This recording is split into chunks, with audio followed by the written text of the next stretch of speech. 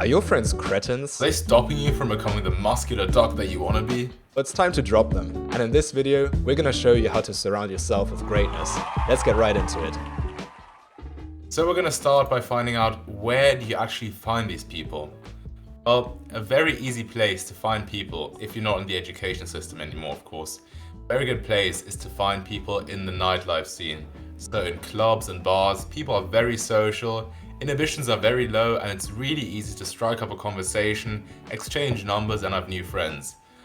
However, these friends are probably going to be very low value. Even though it's easy, I don't know if they're going to be close friends of yours. However, in places like the gym, you can find the real ones. See, in the gym or in other sports events like martial arts or so, you can find people with similar interests who are a bit more elevated. Especially in places like martial arts or so, it's very normal to go up to everyone and exchange numbers and then maybe meet up at some point. In gyms it's a bit less common, but it's still doable if you are a very social lad. Now, there are also online forums. You can really easily find friends online. Pretty much for any sort of interest, there is a forum for you. On Discord or Reddit, you can really easily find people. And a lot of self-improvement YouTubers. I know, for example, Hamza or Jack Denmo, they have Discords where all their friends can just come together and talk. I know that Leon Hendricks also has a forum with the Driven 30 challenge. So almost any fan group can somehow come together and talk about their ideas. Now, if you are a very high level individual, eventually you come to a point where you just attract the right type of friends. See, imagine you're a very muscular guy in the gym, the biggest guy in there. Automatically, you're gonna attract people because they're gonna see you and they're gonna want to be like you and ask you for advice. And this can be the same in any other area. If you become the best person, you automatically radiate an energy that attracts people that are like-minded. So I'm obviously not at this point yet, but I've noticed some effects of this. It's just so much easier to get surrounded by people that are similar to you. Now, what do you do with your remaining friends? So, first of all, you don't drop them. Now let me give you some extra context here. Of course you need to drop the toxic ones. That's an absolute must. So if you feel like you have friends that are constantly putting you down and making you feel like shit, you need to drop them. These are not the people that you want to surround yourself with. Instead, keep your loyal ones. See, when you decrease your social circle and make it smaller, you're going to have less people around you. But this is a perfect opportunity to strengthen your relationships with your loyal friends. These are the people that have always been there for you, the friends that you've had for a long time and the ones that support your goals. You want to surround yourself with greatness. Surround yourself with friends that make you feel uplifted and really good about yourself. Now, very important, diversify your friends. See, not all your friends need to be on self-improvement. It's okay to have your group of gym lads. It's okay to have your friend group that you just go to the cinema with. It's okay to have a friend group that you just simply hang out and have fun with. It's very good if you have a solid foundation. Not all of them need to be on self-improvement. And the broader you can diversify your friend group, the better. Because you don't want to be stuck in an echo chamber. You want to have a lot of new ideas. And if you're constantly stuck with the same ideas over and over again, you can't grow as a person. So, surround yourself with multiple different people. To the next point. You don't want to force self-improvement onto all your friends, but it would be preferred if your close friends have the same interests as you.